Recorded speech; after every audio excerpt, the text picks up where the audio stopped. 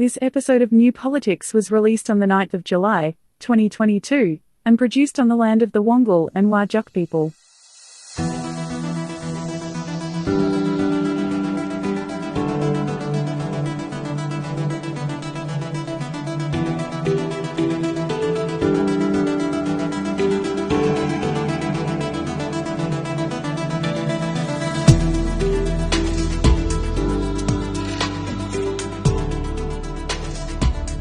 Welcome to New Politics. In this episode, the Prime Minister getting attacked for just doing his job, factional trouble in the Liberal Party, how far away is the voice to Parliament, and who's got the mandate for climate change. I'm Eddie Djokovic, editor of New Politics. I'm David Lewis, currently writing my notebooks from a prison in Italy. And a big thank you to our new Patreon subscribers. Thanks for signing up. And if you'd like to support New Politics, you can support us through a Patreon subscription. It's just $5 per month for the Ruby Standard supporter level or $10 per month for the Gold Standard supporter level.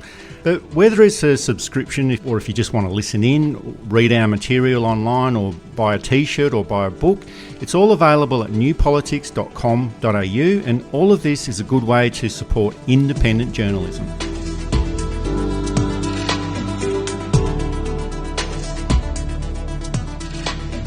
The Prime Minister, Anthony Albanese, has returned from Ukraine, and he's also returned to a media barrage of questions about whether he's spending too much time overseas. Last week, we did outline the amount of time that Albanese has spent overseas is about the same or less than his predecessors at the same time in their Prime Ministership, and that's Scott Morrison, Malcolm Turnbull and Tony Abbott. And Liberal Party and National Party MPs are now ramping up the pressure as well. Here's Angus Taylor trying to score political points but not doing a very good job of it. But it is important that constituents know that people are on the job. And we hadn't heard from Anthony Albanese for 48 hours. As always, you want to know that these issues are being dealt with. But do you accept visiting Ukraine's different to Hawaii and that he had to have radio silence for security reasons in Ukraine? My issue wasn't with the travel. My issue was with dealing with the situation that we had on the ground in the Nepean Hawkesbury. The leader of the National Party, David Littleproud, he's also been on the attack as well, suggesting that Labor endlessly criticised Scott Morrison for travelling to Hawaii, so it's only fair that Albanese be criticised for travelling overseas. But I would say that travelling to war-torn Ukraine after high-level meetings at NATO and offering solidarity with the Ukrainian people is a little bit different to Scott Morrison's secret family holiday to Hawaii when half of Australia was burning during the 2019 bushfire season. Yeah, it's two completely different things. Prime Minister Albanese was working. Prime Minister Scott Morrison was on holidays. Now, I'm not saying that Prime Ministers aren't entitled to holidays, but as we've discussed before, in that job, holidays are a very temporary thing done when you hope that not much is going to happen. John Howard always holidayed in the quiet period of January, but to his credit, was always available if something was to go wrong. I think Scott Morrison went on 6 holidays a year, somehow. He didn't announce all of them. Sometimes he did. If there was something coming up and it looked like the press was going to be after him, he'd tell them that he was going on holidays. He didn't always tell them where he was going to go. Again, most prime ministers will tell at least some of the press where they're going. And of course, there's nothing wrong in principle of going overseas on business and then taking a couple of days on at the end, provided that's at your own expense. Again, prime ministers deserve holidays. Now, I think it's too early to say that Anthony Albanese deserved a holiday. He's only been in the job a couple of months, but he didn't take one. These high-level meetings were to start the rebuilding process from a trashed foreign policy and foreign relations from the previous government. And they were totally ruined. I'm sure that picture of the Macrons and Anthony Albanese and his partner laughing, I'm sure that laugh was 90% relief that Macron seems to be able to look past the fact that it wasn't Australia, it was the last government, and two, that the nerves that Prime Minister Albanese might have had for meeting someone who had been quite critical of the Australian government and who held the upper hand, really. Australia has had to do some hard work and pay some hefty I'll call them penalties, to get back into a decent international standing. That Anthony Albanese and Penny Wong too did that almost instantly is to their credit, I think.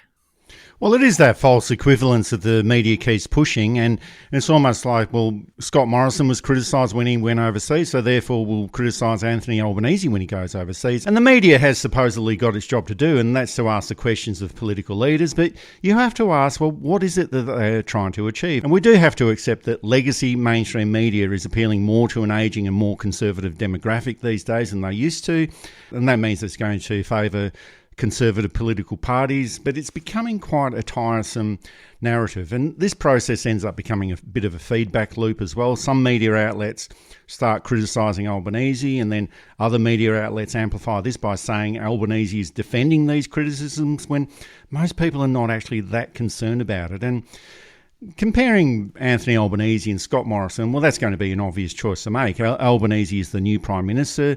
Morrison was the previous Prime Minister just a few months ago, but it's trying to compare apples with oranges. Morrison was in COVID isolation during the last round of floods earlier this year in Lismore, so that's fair enough, but he didn't delegate any responsibilities to anyone. He decided that he was the only one who could act on the matter, didn't release any financial support for several weeks, and when that financial support did arrive, it was targeted towards Liberal and National Party held seats. Morrison also tried to score political points and was at loggerheads with the New South Wales government about the release of funds and the course of action that should have been taken at that time.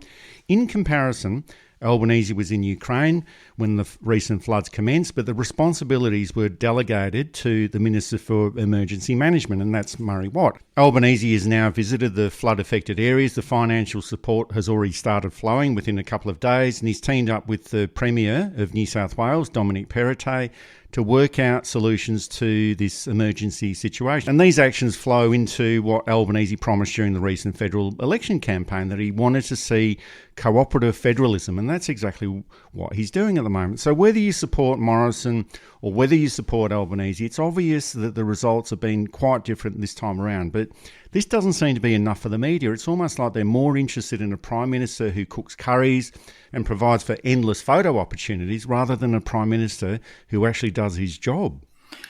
More cynical people might suggest that the press is not used to actually having to work, to find out things, to analyse things, to understand complex policy, rather than somebody getting dressed up and inviting them to little junkets and having fun. Now, I'm not really criticising anyone for preferring a fun job than a work job, but I can't help but feel that I'm enjoying politics a lot more now, that I've got something substantial to dig into than I did 6 months ago when it was, here's another Matt Canavan photo op where he's dressed up as a miner, as if he's ever done a hard day's work in his life. It's insulting to those who have. Here's another Scott Morrison pretending to be a hairdresser, with all the issues around that. So I suspect that there is and again, I must be perfectly clear, not all the press could point to, maybe even a dozen journalists who are probably in the same position as us at the moment, who are saying, thankfully, we have something that we can dig our teeth into and be journalists with. But I think there's probably some younger journalists and some older lazy ones who are missing the whole gotcha journalism, who are missing the whole, here's the Prime Minister dressed up. We don't get to ask the hard questions, but that's okay. And of course, this suits media proprietors who are quite happy trying to control the narrative. And I think what the last election taught us is that they lost the narrative. That's the tragedy in their eyes, and it's the triumph in everybody else's eyes. Oh, well, we criticise the mainstream media or the legacy media quite frequently on New Politics, but the other fact is that not everyone gets their news from the mainstream media these days. So the influence of the mainstream media has been diminishing over the years, and especially younger demographics, they get their news from all over the place. So mainstream media is still quite powerful, but it is becoming less relevant as time goes on. But I've been in Perth for several months now, and we know how negative the media can be when the Labor Party is in office, whether that's at the federal level or the state level. But every single day of the week, the West Australian newspaper has got a high level of anti-Albanese and anti-Labor material in its pages. On some days, it's a cartoon always showing Albanese as an inexperienced bumbling idiot. It's a negative headline about causing the high costs of living. Albanese causing higher interest rates, or a negative article about spending too much time overseas, even though this is all essential work in repairing the damage caused by the Morrison government to many international relationships Australia has in the world, as you referred to before, David.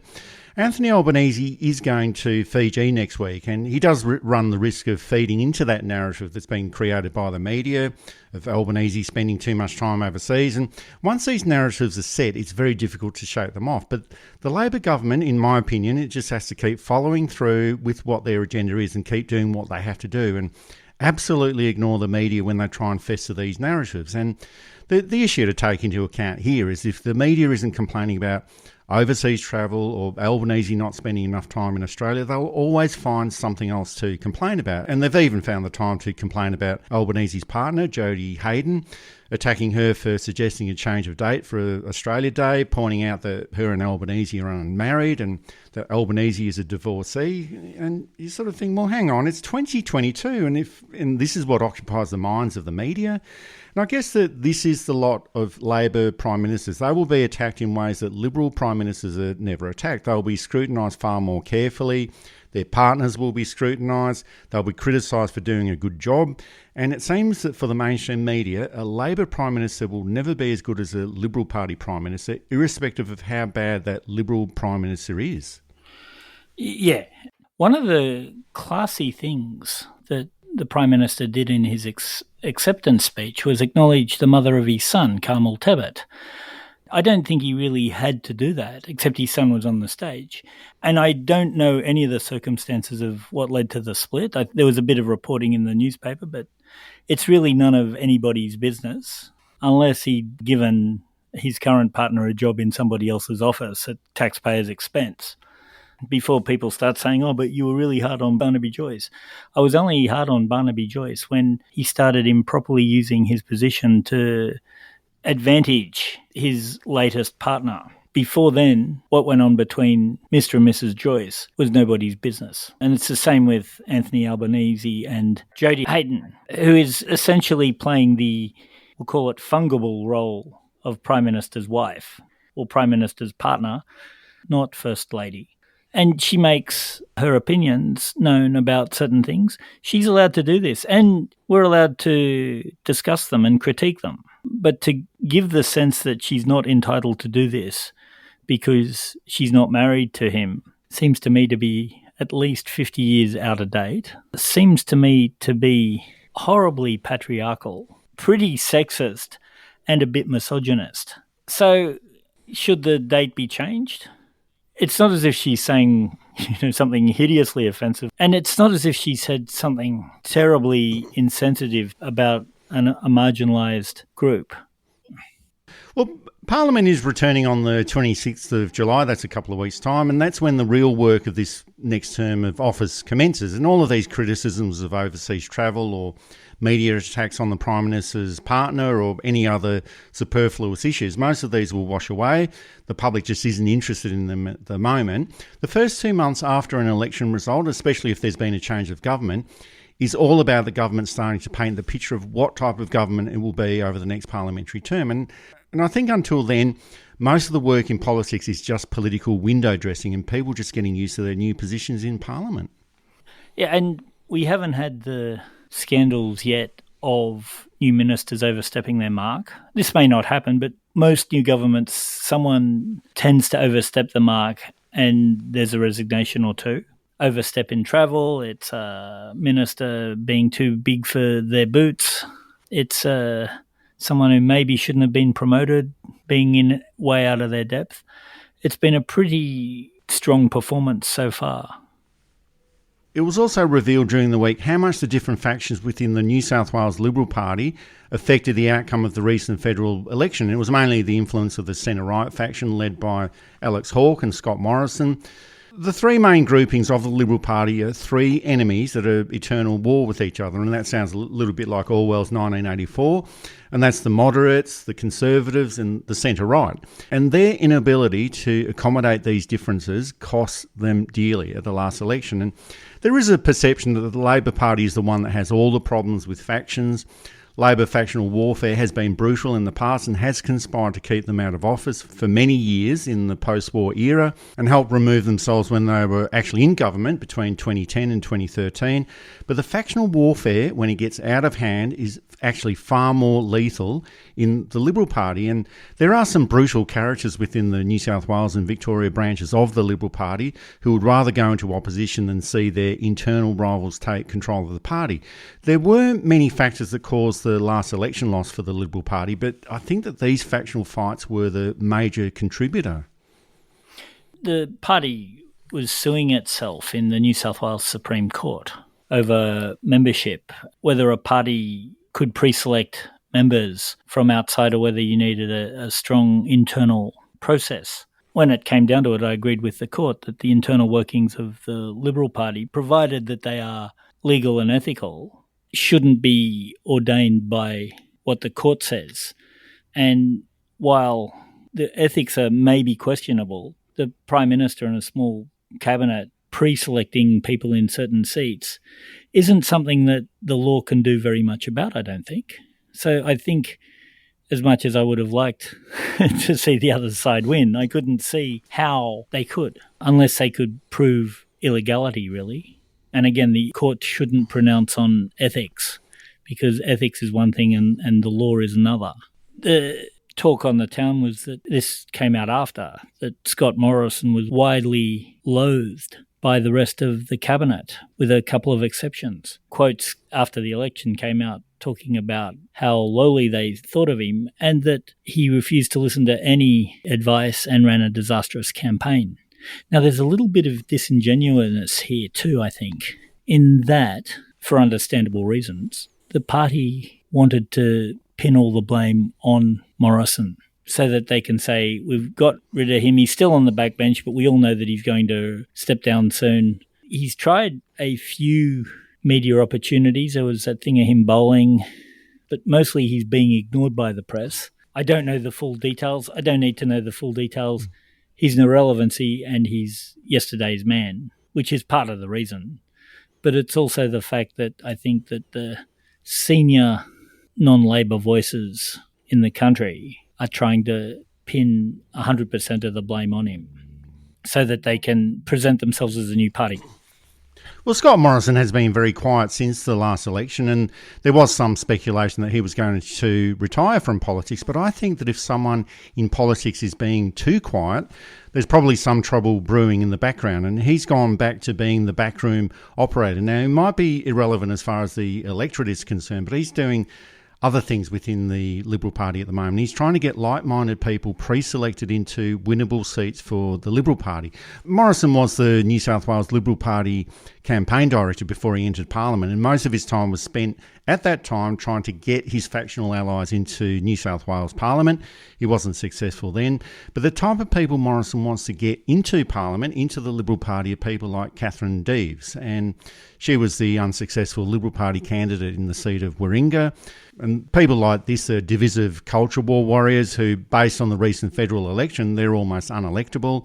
And for the federal Liberal Party, this has got the potential to be a repeat of what happened in New South Wales politics for the Liberal Party. And they were out of office between 1995 and 2011, that's 16 years. They were mainly unelectable for most of that time, and different factional wars played out in public for most of that time as well. We're seeing, I think, it's something deeper going on. Maybe it's the old right. It starts with essentially John Howard in 1977. They have these brutal civil wars through the 80s. The neo-lib dry faction win really in the 90s, and they hold on to it till 2022, really. They should have been destroyed in 2007. And I guess the tactical mistake of Rudd was to try and keep Murdoch on his side.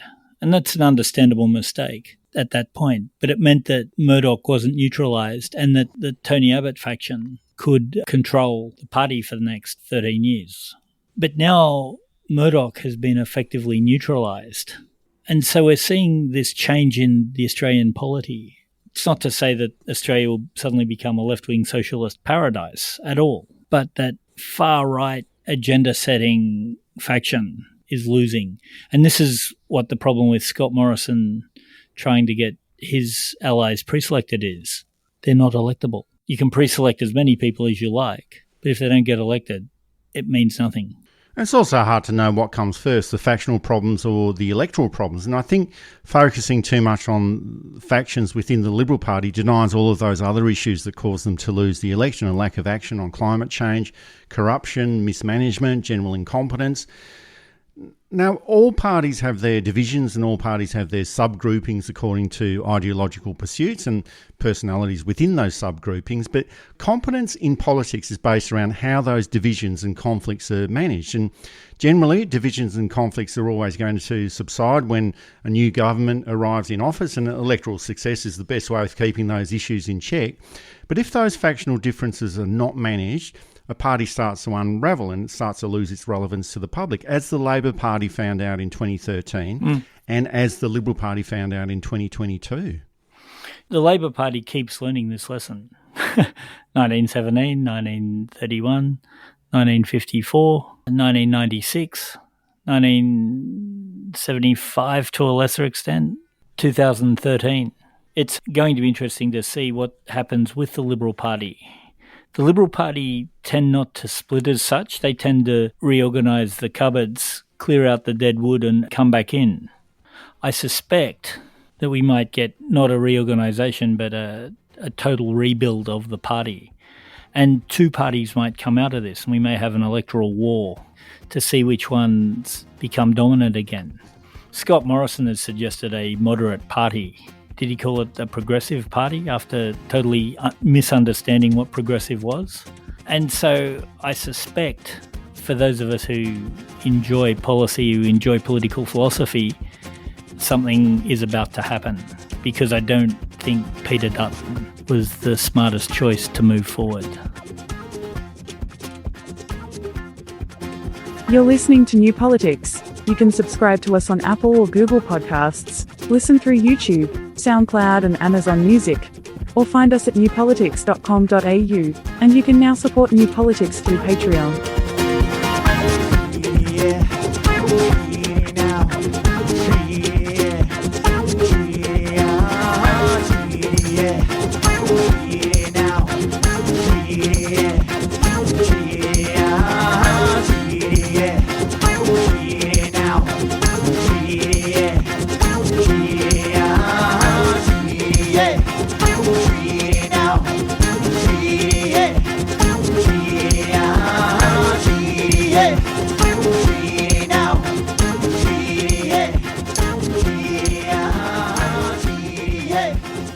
It's NAIDOC Week, and that's a celebration of the history, culture and achievements of Aboriginal and Torres Strait Islander peoples all across Australia. It's also a symbol of resistance and survival of Indigenous people since 1788. There's still a long way to go, but Victoria is the first state to have advanced developments in a treaty between a government and First Nations people, and this is a process that has been pushed by First Nations people and the Victoria government, as well as the Victoria Liberal Party. For the federal government, the process is more difficult because anything to legally recognise a treaty with First Nations people or a voice to Parliament needs to be passed by a referendum. Labor is supportive of a voice to Parliament. Albanese announced this on election night and wants this process concluded within their first term of office. But we also have to remember that John Howard, Tony Abbott and Bob Hawke, they also made election night promises to offer more recognition of Indigenous rights, and not much came out of that. But it seems that this could be the most favourable time to implement an Indigenous voice to Parliament. I think now is the time. It's going to take a while. Let's be frank, racists are calling it a third chamber, which will give more control to a minority of people. It's not about that at all. Again, New Zealand has had Indigenous representation and under extremely conservative governments, and nobody really complained. I know that the Treaty of Waitangi has issues about it, and there's still people upset that it wasn't enough. But it was a step or three further than what we had in Australia, and we need to heal our relationships with our Indigenous people. We have the oldest society in the world. I get really frustrated when people say, oh, Australia's only got 240 years of history. That's correct if you ignore the 60,000 years of history before then. Just because it's not written down in a way we can understand doesn't mean it didn't exist, and doesn't mean that it's not vital and important, and shapes what we are as modern Australians, both in very positive ways and also in very negative ways in terms of what happened after 1788. And all this has to be acknowledged and dealt with, and a voice in there that is able to represent a group of people as best as anyone can represent a diverse and varied group of people. Don't forget there were 260 nations before 1788, so there's going to be all those opinions. Of course, racist publications like The Australians use disagreement to say that, Indigenous people can't manage things.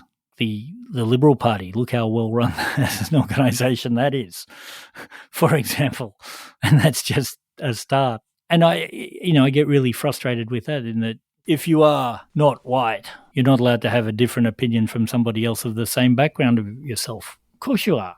There are Indigenous members of the Liberal Party, there are Indigenous members of the Labor Party, there's Indigenous members of the Greens, and there are apolitical Indigenous people. It doesn't matter. The key word when it comes to politics is people, which is not to, of course, to deny Indigenous background or I don't see colour or any of that quietly racist stuff. Bob Hawke did say that his biggest regret when he was Prime Minister was not being able to secure a treaty with Indigenous people, but he hardly even tried. Too many Prime Ministers have made the promise, but in every case it's other matters that get in the way, it's too politically difficult, and not too many politicians are prepared to lose political skin over it. And it does take political courage, as Paul Keating showed in the 1992 Redfern speech. The starting point might be to recognise that the problem starts with us, the non-Aboriginal Australians. It begins, I think, with an act of recognition.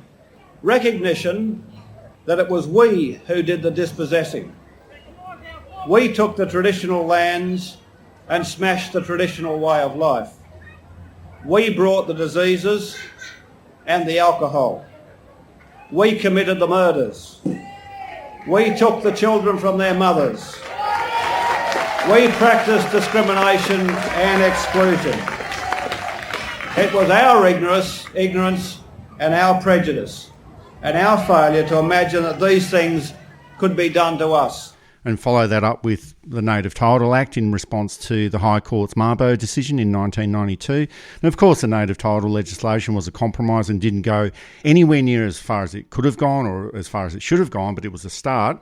And I guess this is the conundrum with any constitutional legal change, that land rights or legal rights given back to the original owners of this land have to be agreed to by the people that took it away in the first place. So it's a moral issue as well. But there's a lot of compromise and there's so many constitutional hurdles that have to be overcome before any of this can happen. Yeah, a third chamber, which it's not, even a representative, however they want to do it, the best way to do it is through referendum, I think. Having said that, that's probably the hardest way to do it. But then again, the most successful referendum that was ever passed in Australia was the 1967 referendum to pass Indigenous affairs from the states into the federal. So if it gets bipartisan support, and Peter Dutton may not be the right man to have bipartisan support with, it should pass. I suspect there is a feeling for change, and I suspect that if it's properly done and well explained, we'd get a majority of people in a majority of states. Well, Julian Leeser is the Shadow Attorney General and the Shadow Minister for Indigenous Affairs. He's been quite positive about a voice to Parliament and constitutional recognition for Indigenous people, but more recently his support has been a little bit more muted. Now, he's a relative newcomer in the senior parts of the Liberal Party. He doesn't have that much clout. But again, it's that dilemma of having to get the support of a Conservative Party that is opposed to the voice of Parliament. And you mentioned this before, David, that we have to remember that whenever it has been brought up in the past, they've erroneously claimed that it's a third chamber of Parliament when it's clearly not. Now, there is that groundswell of support for the voice to Parliament, and the Liberal Party cannot just continue to be a party of opposition, even though they've been having quite a lot of success over the years, whether they've been in actual opposition or in government. And it's also an opportunity for the Liberal Party to move forward on Indigenous affairs. They've always claimed that they don't want to support empty symbolism and then use that as an excuse to not do anything at all. But this is way past empty symbolism. It's constitutional recognition. And if Conservatives value the Constitution as the pinnacle of the Australian political system, then they should support the voice of Parliament and facilitate the transition of this into constitutional law. Yes, but then logic and consistency isn't a strong point of the Liberal right. You're listening to New Politics. You can subscribe to us on Apple or Google Podcasts, listen through YouTube, SoundCloud and Amazon Music, or find us at newpolitics.com.au, and you can now support New Politics through Patreon. There's no point in asking, you'll get no reply. And just remember, I don't decide. I got no reason, it's all too much. And you'll always find me out to lunch. And we're so pretty, oh so pretty. We're vacant, and we're so pretty, oh. And in the lead up to the return of Parliament on July the 26th, there's some simmering tensions about climate change and who's got the mandate on emissions reductions. Labor did propose a reduction of 43% to emissions by 2030. The Australian Greens have proposed a reduction of 75% to emissions. Labor did win the election with 77 seats. The Australian Greens have got 4 seats, but they do hold the balance of power in the Senate, and Labor needs the support of the Greens to pass the legislation. Now, there's absolutely no question that a whole lot more needs to be done on climate change action, and a lot of this action should have commenced well over 30 years ago, and it might even be a case where the 75% reduction of emissions by 2030 proposed by the Australian Greens, that might not actually be enough. But this is always going to be a political tightrope. Labor needs to be more proactive on climate change, but risks opening up the climate change wars again with the Liberal Party, and then we end up with nothing. And I've always thought that 43% of something is better than 100% of nothing. But is it a case of achieving what's politically possible, or being far more ambitious and risk losing everything? We can't expect the Greens to just do exactly what Labor says. But we can expect them to be able to work towards their goals. And I know that there is urgency in this stuff. We saw the last time that they dug in, we got Tony Abbott as Prime Minister. Labor has all these interests to balance. They have a lot of miners, and I mean proper miners, not Matt Canavan, put the hat on type rubbish, but actual people who get their hands dirty, who are members. The CFMEU is a major part of Labor. And I know too, a lot of miners do want to see emissions reduced, but not at the cost of their future. Things are possible. Things are able to be done. Things can be managed. But with the Greens, I would start to think about what the compromises are and see what they can live with. Now, I know a lot of Greens people too are going to say, we can't live with anything. This is really important and really vital. And this is the rub, isn't it? So I'm not saying here, Labor is 100% right and should bow down to the Greens. And I'm also not saying that the Greens are 100% right and should bow down to Labor. But small steps done quickly are probably better than one giant step done too late. And I think there is a long way to go on this, and we have to just see how all of this plays out. But my feeling is that it would be better to have an unambiguous target of 43%, because that's what was taken to the electorate by the Labor Party, but also include some creative legislative mechanisms to increase that over the next few years. Otherwise, there will be a debate that grinds down to a level of political grandstanding that will mean that we're stuck with the current low rates. And it's also that question of who has the mandate. And the answer is that both the Labor government and the Greens have a mandate to act according to what they've promised to their respective voting groups, a 43% target from the Labor Party and a 75% target promised by the Greens. But the practicalities are that the Labor Party is the elected government, not the Greens.